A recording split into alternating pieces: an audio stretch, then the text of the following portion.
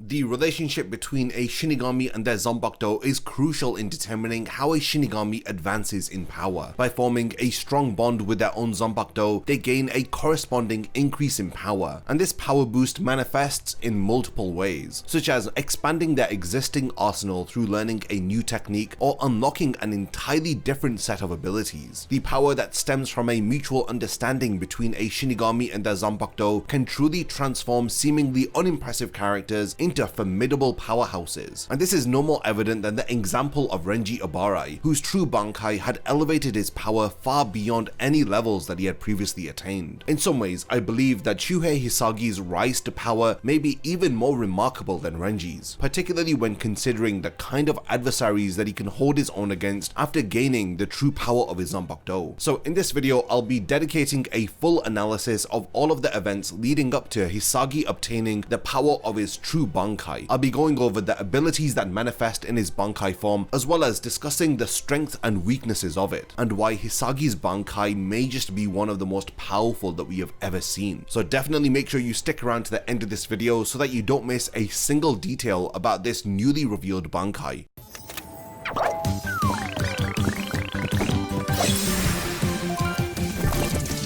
After discussing the importance of the relationship between a Shinigami and their zanpakuto, it's reasonable to assume that Shinigami who fail to form a proper bond with their blades are the ones who stagnate in power. Rangiku, who dislikes her zanpakuto for being lazy and ironically quite similar to her, avoids interacting with it, and this is partially why she never achieves Bankai and she doesn't develop any new abilities with her Shikai. Yumichika also seems to dislike his zanpakuto for being extremely self-centered and obsessed with its own beauty. Now these narcissistic traits are what he himself possesses. Due to this and his own aversion to his zanpakuto's Kido-based abilities, he's incapable of learning Bankai or gaining any new abilities. Interestingly, the zanpakuto that are most similar to their wielders are also the ones that their users find the hardest to get along with. However, there's another aspect to this dynamic that we haven't explored yet. If a Shinigami's powers are based on a relationship, then wouldn't it be logical that they would suffer from the same problems that a regular relationship would? Now this is an idea that Kubo cleverly incorporates into the relationship dynamic of a Shinigami and their zanpakuto. Issues like deceit, miscommunication, and emotional distance can harm a regular relationship, and the same can be said for a Shinigami's relationship with their blade. We see this manifested in multiple characters, particularly Ichigo Kurosaki. I believe that we spent enough time discussing him and his relationship with Zangetsu, so in this video I'd like to just dedicate it to Shuhei Hisagi, the lieutenant of Squad 9. I'll be talking about his turbulent journey towards attaining Bankai, as well as how his inability to understand his zanpakuto had held back his progression for so long. The Can't Fear Your Own World light novels have gained immense popularity amongst fans for various reasons. They serve as a solid bridge between the ending of the 1000-Year Blood War arc to the epilogue of the manga, and it clarifies some aspects that Kubo wasn't able to address within the source material. The novels provide a deeper understanding of certain characters' motivations and their ideals, as well as featuring some incredibly well executed reveals, such as the Bankai transformation of Shinji Hirako, as well as learning about the world before the Soul King had split the universe into 3 realms, and the resolution of plot points that were foreshadowed in the manga. It's no wonder that these novels have become one of the most highly requested for an anime adaptation, which in my opinion will most likely happen after the 1000-Year Blood War arc. I plan to cover numerous aspects of this novel series, so let me know in the comments if you would like to see more Can't Fear Your Own World content. The events leading to the Bankai attainment of Shuhei Hisagi begin much earlier on in the story. We see that he gets caught up in Tokinada Tsuneyashiro's plan to overthrow the Soul King and to replace him with his own creation, the hybrid Hikone. Hisagi's involvement in this conflict arises from his desire to uncover information about the events surrounding the Great Soul King Protection War, which is how the Soul Society referred to the events of the 1000-Year Blood War arc. As the editor-in-chief of the Serete Bulletin, he needs to gather all of the necessary information in order to publish a true account of the events that had taken place. His pursuit of the truth sends him to various different corners of the Soul Society as he attempts to interview several characters, questioning the Shiba family within the Soul Society and even Kisuke Urahara within the world of the living. In all of his attempts to find answers, he is met with evasive responses from both the Shibas and Urahara, which is unsurprising since he is trying to extract information from one of the most cunning men in the entire universe. His questioning is interrupted by a sudden attack from numerous human enemies who can interact with souls. unfolds. The battle results in Urahara's capture and an eventual showdown within the Valley of Screams, where the Gotei 13 gather for a final clash with Tokinada and his allies. Before we delve further into the details of the story, it's essential to review what we already know about Hisagi and his relationship with his zanpakuto Kazeshini. In the manga, Hisagi doesn't get much screen time, but some details carry over into the novels. We first see his zanpakuto revealed within chapter 324 during his battle with Findor Kallias during the Fate Karakura Town arc. Kazeshini demonstrates enhanced cutting abilities, allowing Hisagi to effortlessly slash through Findor's high-speed water barrage and his claw. However, aside from showcasing Hisagi's skill with the weapon, we don't see it manifest any other special abilities. Now this detail becomes more apparent within the Can't Fear Homeworld light novels, where we get a better understanding of Kazeshini's abilities. Although we don't witness any special powers, we do hear Hisagi talk about Kazeshini quite a bit. If it was sad to see how Ichigo had treated Zangetsu, then hearing Hisagi openly state his dislike for Kazeshini is even more disheartening. Hisagi explains that Kazeshini's blades disturb him because they appear to be designed solely for taking lives, which is one of his greatest fears. He doesn't want to become someone who neither fears the blade that he wields nor the act of murder. This idea is deeply ingrained into the psyche of Hisagi because of his former captain Kaname Tozen's teachings. Tozen had taught Hisagi that anyone who fights without fearing the blade that they wield does not deserve to wield it. However, Hisagi had taken this teaching to an extreme level, leading to his hatred and fear of Kazeshini. He views it as the embodiment of his worst fear, becoming a cold-blooded killer. Now this fear persists beyond the manga's continuity and into the light novels, where we see Hisagi's struggle reach its resolution. Now returning to the events of the light novel, I do plan to talk about everything that happens within Can't Fear Homeworld, but for this video I'm just focusing on Hisagi's Bankai reveal. Within volume 3 of Can't Fear Homeworld, we learn that Kazeshini had been repeatedly urging Hisagi to operate life and blood. Hisagi, fearing the act of murder, consistently rejected and denied what Kazeshini was asking for. He had interpreted this as a demand for the lives and blood of his enemies, believing that it was asking him to become a killer. This was the last thing that he had wanted to hear, especially since he had grown fond of the young and immensely powerful Hikone. He had wanted to save him from Tokinada's influence, but had realized that he might have to kill them or let them be killed. Hearing his zanpakuto request for the lives of others was something that Hisagi had wanted to ignore. He also gets a rare glimpse of another inner world within the story. Now one thing that I wish Kubo had done more within the manga was to show us a lot more of the zanpakuto's inner worlds, and how their states reflect the Shinigami state of mind. I was particularly interested in this because of how much time we had spent within Ichigo's inner world, and how its state changes in response to his emotions. It would have been fascinating to see something similar for the other Shinigami, and seeing Kazeshini's world only intensifies this desire. Now this inner world is described as having a massive tree and a windmill, which represents the forces of life and death. The leaves of the tree darken and die as a result of the windmill turning, and inversely the tree becomes healthy when the windmill stops. Now this is a remarkable analogy for Hisagi's state of mind. It turns out that Kazeshini had meant something very different from what Hisagi had thought, and if only he had understood this earlier, his journey would have been much more smoother. As the battle between Tokinada and the Gotei 13 unfolds, a severely injured Tokinada was betrayed by Ora Michibane. He summoned Hikone, who was fighting Kinpachi, to come and kill her immediately. Hikone had obediently left their battle with Kinpachi in order to carry out their master's order. Upon reaching Ora, their attack was intercepted by Hisagi, who pleaded with them to stop. He explains to Hikone that Ora had betrayed Tokinada in order to protect them. However, Hikone was still determined to kill her until Kinpachi had intervened and called Hikone to resume their fight. Knowing full well that a battle against Kinpachi would likely result in Hikone's death, Hisagi had decided to do the unthinkable. He tells Kinpachi to leave Hikone to him, as they were too weak an enemy for Kinpachi to fight. This had shocked all of the Shinigami present, as they knew that this request could result in Hisagi getting killed himself. However, Hisagi was able to successfully convince Kinpachi, much to everyone's surprise. His reasoning was that his position as the Kinpachi would be called into question if he was fighting an opponent like Hikone who was beneath him. Kinpachi leaves Hikone to Hisagi, but he promises to kill him if he doesn't put up a worthy fight. Now this feat of negotiating with Kinpachi successfully is something that no other character has done within the world of Bleach. Now returning to the fight, right before it had started, Kensei mutters to himself that Hisagi should be careful since he hasn't even attained Bankai. Now this statement is interesting because it seemingly contradicts what he had stated within chapter 560. When Hisagi was defeated by Mask, Kensei had arrived just in time to stop Mask from killing him, and he says that it was a shame that Hisagi was defeated before he could show off the results of his training. Now this follows Hisagi's training from chapter 538, where he was supposed to have attained Bankai. It implies that while Hisagi had gained his Bankai, he was defeated before he even had a chance to use it. However, within the light novels, this has changed to mean that he never got a chance to demonstrate how much stronger he had become after his training. In my opinion, I believe that this retcon was done so that we could have the reveal of Hisagi's Bankai here. Kubo never had the chance to return to Hisagi using his Bankai, so he instead used the last chapter of the manga to reference the events of Can't Fear Your Own World, knowing that it would be written eventually. While it's a retcon, I believe that it was another byproduct of Kubo's health issues, and it isn't worth scrutinizing over too much here. Now, another reason that I feel this minor retcon is irrelevant is because of how much that it adds to the original training scene from the manga. Within the light novels, it is revealed that despite the heavy blows that Hisagi was sustaining from Mashiro, he just refused to die. Kensei had started to wonder if this was mere luck since Hisagi had suffered numerous defeats during the 1000-year Blood War, but had refused to die. Now this detail becomes important after we see Kazeshini's chains bind to Hikone, who ends up breaking free easily. It's not surprising that Hikone could break Kazeshini's chains, but in a shocking turn of events, Hikone appears in front of Hisagi and quickly slashes him, much to everyone's shock and horror as Hisagi falls in two cleanly cut pieces, as it seems that the young hybrid being has killed Hisagi. At the moment of his death, Hisagi is pulled into his inner world by Kazeshini. His zanpakuto asks Hisagi what he was thinking to pull such a reckless move, to which Hisagi replies that it was the only way to save Hikone's life, since it would have been absurd to ask any of the other Shinigami to hold back against Hikone. The Can't Fear Your Own World light novels emphasize Hisagi's aversion to killing and the lengths that he goes to avoid it, even allowing himself to be mortally wounded in order to protect Hikone, whom he had believed to be an innocent child with misguided loyalties. Kazeshini explains that Hisagi's desire to become the ideal Shinigami had resulted in his zanpakuto manifesting as it did. This revelation shocks Hisagi, making him realize that that which he had hated about Kazeshini the most was something that was reflected from his own soul. In other words, if Kazeshini was the manifestation of his own desires, then what he had truly hated was himself. By offering his life to save Hikone, he had embraced that aspect of himself and had earned the respect of his zanpakuto spirit. Now this is where it is revealed that Hisagi's hatred for Kazeshini stemmed from a misunderstanding of what exactly it had meant by asking for offerings of blood. Hisagi apologizes and promises to offer all that he is, which is his flesh, his blood, and even his fear to the blade of Kazeshini. He then notices that the voice he now hears is from within him. It is coming from his inner world, indicating that he has now genuinely accepted Kazeshini as a part of himself. This cycle between the windmill and the tree suddenly stops within his inner world, and it perfectly foreshadows the abilities of his Bankai. Back in the outside world, Hikone turns their attention towards Kinpachi, intending to continue their fight, but Kinpachi refuses to engage, warning Hikone not to get ahead of themselves. As he speaks, a black chain then emerges and wraps around Hikone's arm, yanking them away from Kinpachi. Confused, Hikone gets up to see Hisagi, the individual who was just cut in half and killed moments ago. He now appears to be totally unharmed. Hikone decides to slash Hisagi and his chains apart once more so that he can turn to face Kinpachi again. However, their efforts prove to be futile, as Hisagi is once again standing and the chains just reappear in Hikone's body. Now this was in fact the true ability of Kazeshini. Hisagi's hatred for his zanpakuto had previously prevented him from manifesting its power, which is infinite regeneration and healing. And this is regardless of the severity of his injuries, because the chains of Kazeshini would always be able to put him back together, thus making it a very formidable ability. Now this also explains why Hisagi had survived so much punishment even before gaining access to his true Shikai, because it was an incomplete manifestation of his true powers. After multiple failed attempts to kill Hisagi, he finally activates his Bankai. Haribel describes it as an ability that completely remakes the reishi in the surroundings. His Bankai, Kazeshini Fushi No Kōjyō, manifests as a massive ball of chains that wraps around Hisagi and his opponent's necks like nooses. Not only Hisagi, but also his opponent gains immortality because of this Bankai. Hisagi doesn't use much offensive power in this state, but he is shown to be capable of manipulating the chains that he has manifested, using them like chainsaws to attack and slash Hikone. However, he doesn't bother with this because Hikone's arm regenerates instantly after being sawed off. His Bankai works this way because it creates a combined pool of both Hisagi and his opponent's spiritual energy, and it heals either combatant when they are wounded. It manifests a world similar to the primordial world where death didn't exist. exist, and life and death were intertwined. In that world, Hisagi's fear of killing and being killed is manifested as law. This ability essentially guarantees a stalemate against any opponent, regardless of their power. And this Bankai works best with allies nearby who can finish off the enemy after this battle of attrition ends. And this is how Hisagi defeats Hikone, but he pleads with the surrounding captains not to kill Hikone, which is a request that all of the captains agree to. It would be fascinating to see how Reiatsu powerhouses like Aizen, Yhwach, and Ichigo would fare against an ability designed to turn their world-shattering powers against themselves. Now, despite this incredibly powerful Bankai does have some weaknesses though. While it can perfectly heal all the wounds inflicted on Hisagi and his opponents, it doesn't erase the pain caused by the attack. This actually results in Hisagi writhing in pain for a while when Hikone attacks him, leaving him vulnerable even though he can't die. Another weakness is that it uses up the Reiatsu of both Hisagi and his enemies, leaving both of them completely drained. If he doesn't have allies nearby to finish off his enemy, or even worse, if the enemy has allies, then he is in serious trouble. So it's definitely not an infallible power. Overall, Hisagi possesses a fascinating Bankai ability, and the events leading up to it perfectly showcase the strengths of Bleach's zanpakuto power system. It emphasizes the importance of forming a proper bond with one's zanpakuto, and it brings together a beautiful character arc in the process, making it one of my favorite Bankai reveals in the entirety of Bleach. Now, we've reached the point of this video where I want to hand over the discussion to all of you. Did you know about the Bankai of Shuhei Hisagi? Definitely let me know all of your thoughts in the comments, and if there is anything that I failed to mention about Hisagi's Bankai, then definitely let me know. Now lastly, thank you for making it to the end of this video, and I can't wait to see you in my next Bleach Explained video.